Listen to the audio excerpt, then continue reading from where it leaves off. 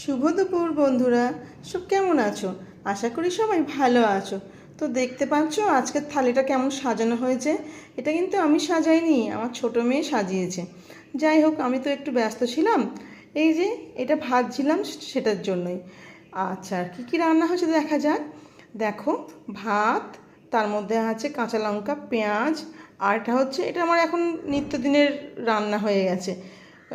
তোমার আমলকি আর আলু সেদ্ধ করে মাখা, আর আছে একটু পাঁচমিশালি আচার, আর কাসুন্দি শুধু এটার জন্য। এটা হচ্ছে তোমার ভেটকি মাছ, আর সব ক্যাপসিকাম পেঁয়াজ টেঁয়াজ দিয়ে একটু ফ্রাই করেছি। আর এটা হচ্ছে পাঁচমিশালি সবজি একটা রান্না করেছি, পোস্ত। আর এটা হচ্ছে পাবদা মাছ। আগের দিনে পাবদা মাছ বেশি নিয়ে এসেছিলাম, সেই জন্য দুদিনই খাওয়া হলো, তো আজকেও পাবদা মাছ রান্না করেছি। আর এক গ্লাস জল, দেখতেই পাচ্ছ